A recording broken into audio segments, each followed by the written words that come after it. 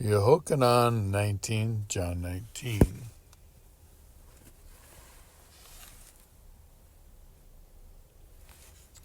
Then, therefore, Pilate took Yahusha and scourged him, and the soldiers plaited a crown of thorns and placed it on his head.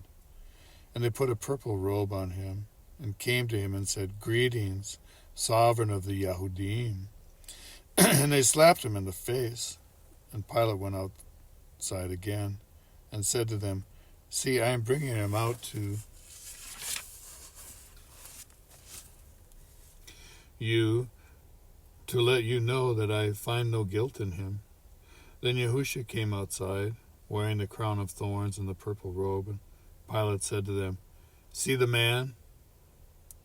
So when the chief priests and officers saw him, they shouted, saying, "Stake! Stake!" Pilate said to them, "You take him and stake him, for I find no guilt in him."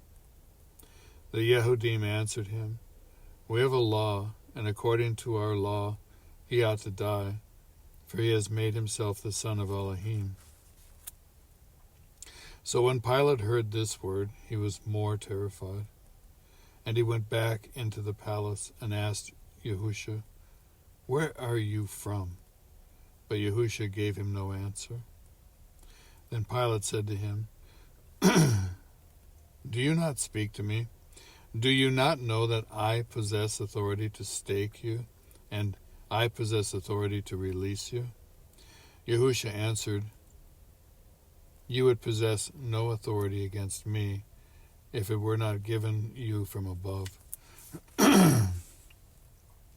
Because of this, he who delivered me to you has greater sin. From then on, Pilate was seeking to release him, but the Yahudim shouted, saying, "If you release this one, you are not Caesar's friend. Everyone who makes himself a sovereign does speak against Caesar." Therefore, when Pilate heard these words, he brought Yahusha out and sat down in the judgment seat in a place that is called Pavement, but in Hebrew, Gabbatha. And it was the preparation of the Passover at about the 6th hour. And he said to the Yahudim, "See your sovereign?" But they shouted, "Away, away, stake him."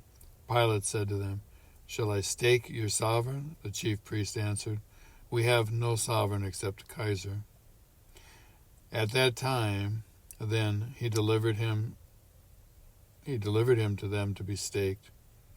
And they took Yahusha and led him away. And bearing his stake, he went out to the so-called place of a skull, which is in Hebrew called Golgotha, where they staked him, and 2 others with him,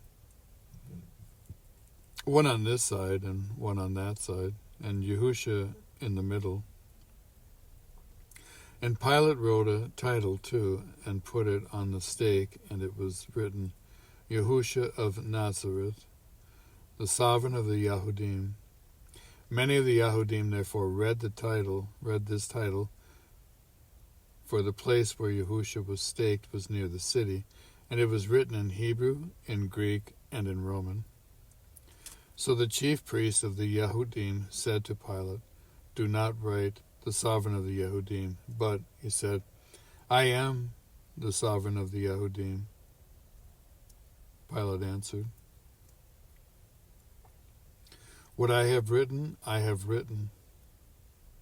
Then the soldiers, when they had staked Yahusha, took his outer garments and made 4 parts, to each soldier a part, and the inner garment, but the inner garment was without seam, woven from the top in one piece. So they said to each other, "Let us not tear it, but cast lots for it, whose it shall be, in order that the scripture might be concluded, which says, 'They divided my garments among them, and for my clothing they cast lots.' The soldiers therefore indeed did this, and by the stake of Yahusha stood his mother and his mother's sister, Miriam. the Asha of Khalifa, and Miriam from Magdala. Then Yahusha, seeing his mother and the pupil whom he loved, standing by, he said to his mother, Asha, see your son. Then to the pupil he said, see your mother. And from that hour the pupil took her to his own. After this, Yahusha, knowing that all had been accomplished, in order that the scripture might be accomplished, said, I thirst. A bowl of sour wine stood there, and they filled a sponge with sour wine, put it on hyssop, and held it to his mouth. So when Yahusha took the sour wine, he said, it is finished. And bowing his head, he gave up his spirit. Therefore, since it was the preparation day, that the bodies should not remain on the stake on the Sabbath, Shabbath, for the Shabbath was a high one, the Yahudim asked Pilate to have their legs broken, and that they be taken away. Therefore the soldiers came and broke the legs of the first, and of the other who was staked with him. But when they came to Yahusha, and saw that he was already dead, they did not break his legs. But one of the soldiers pierced his side with a spear, and immediately blood and water came out. And he who has seen has witnessed, and his witness is true. And he knows that he is speaking the truth, in order that you might believe. For this took place in order for the Sephar to be concluded. Not one of his bones shall be broken. And again another scripture says, they shall look on him whom they pierced. And after this, Joseph of Arimathea, being a pupil of Yahusha, but secretly, for fear of the Yahudim, asked Pilate that he might take the body of Yahusha, and Pilate gave permission. Therefore he came and took the body of Yahusha, and Nakdeman, who at first came to Yahusha by night, also came, bringing a mixture of myrrh and aloes, and about 100 pounds. Then they took the body of Yahusha, and bound it in linen wrappings with spices, and as was the habit of the Yahudim, for burial. And at the place where he was staked, there was a garden, and in the garden a fresh tomb in which no one had been laid.